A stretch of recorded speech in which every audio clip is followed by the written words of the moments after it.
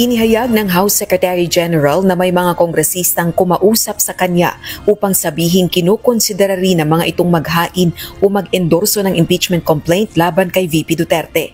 Tumanggi na itong idetalye kung sino ang mga kongresistang ito at kung kabilang ba sila sa majority bloc. Dagdag pa nito, kasalukuyan na rin pinag-aaralan ng kanilang legal team ang dalawang impeachment complaints na unang inihain sa Kamara. So our target is,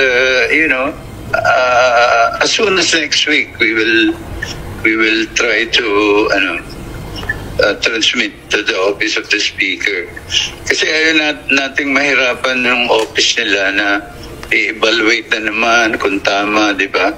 So bago natin i-transmit sa office of the speaker, kailangan kumpleto na yung mga papeles Oras na maihain ang ikatlong impeachment complaint, isasabay na nila itong i-transmit sa tanggapan ni Speaker Romualdez. Kami lang ang nag-decide, ako lang nag-decide na in fairness naman, let's respect yung mga congressman na iba who have other about the impeachment complaint.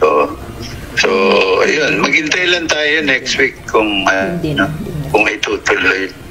Sa December 18, 2024, ang huling araw ng sesyon sa plenaryo ng Kamara bago mag-break para sa December holiday season.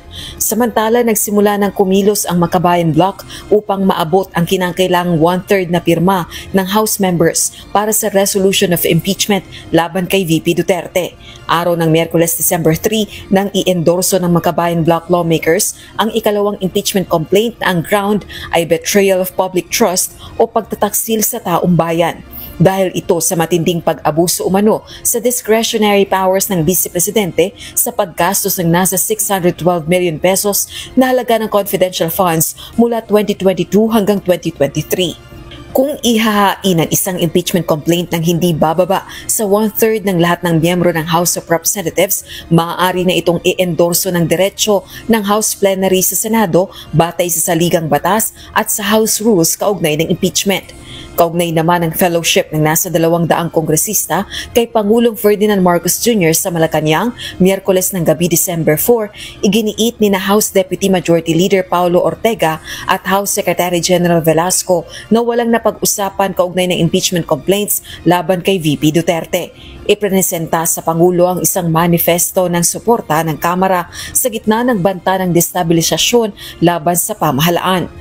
Wala pong kahit anuman katotohanan yung mga lumabas o na-speculate o iniisip ng ibang tao. Karamihan po sobrang simpleng salo-salo lang at ang highlight po nung night yung prinisinta po yung resolution of support ng House. And syempre nagpasalamat po yung Pangulo na nakikita niya na buo po ang suporta ng House of Representatives sa kanya.